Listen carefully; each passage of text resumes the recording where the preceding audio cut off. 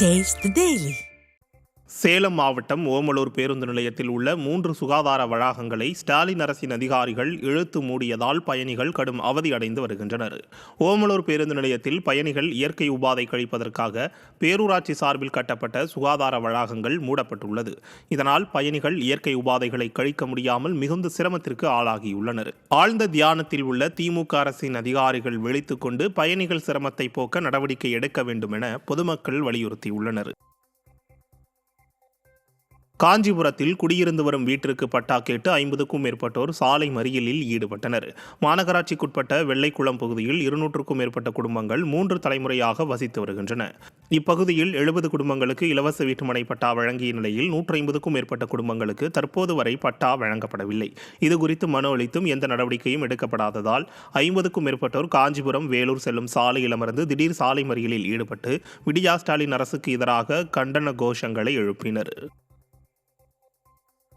சேலம் மத்திய சிறைக்கு பணியிட மாற்றம் செய்யப்பட்ட சிறை காவலர்கள் அடிப்படை வசதி இல்லாத ஒரே அறையில் தங்கியிருப்பது தொடர்பான வீடியோ வெளியாகி அதிர்ச்சியை ஏற்படுத்தியுள்ளது. பல்வேறு ஊர்களில் இருந்து சேலம் சிறைக்கு பணியிட மாற்றம் செய்யப்பட்ட 50க்கும் மேற்பட்ட சிறை காவலர்களுக்கு தங்குவதற்கு இடவசதி ஏற்பாடு செய்யாததால் ஒரே அறையில் அனைவரும் இட நெருக்கடியோடு தங்கும் அவலம் ஏற்பட்டுள்ளது.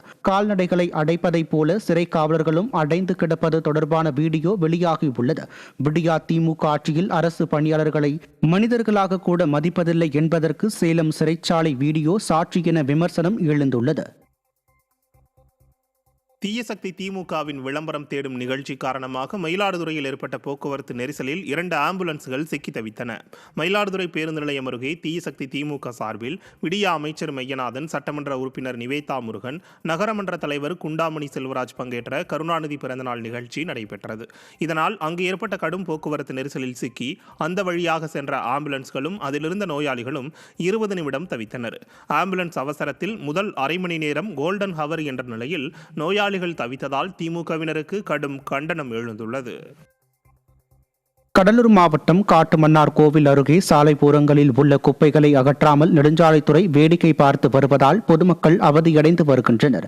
காட்டுமன்னார் கோவில் பகுதியில் சாலையோரங்களில் பிளாஸ்டிக் குப்பைகள், மருத்துவ கழிவுகள் உள்ளிட்டவை கொட்டப்பட்டு வருகின்றன. இதனால் அப்பகுதி மக்கள் தொற்றுநோய் ஏற்படும் அபாயம் ஏற்பட்டுள்ளதாக தெரிவித்து அச்சத்தில் உள்ளனர். விடிய அரசின் அதிகாரிகள் அலட்சிய போக்காக செயல்படுவதால் பொதுமக்கள் பெரிதும் பாதிப்படைவதாக குற்றச்சாட்டு எழுந்துள்ளது.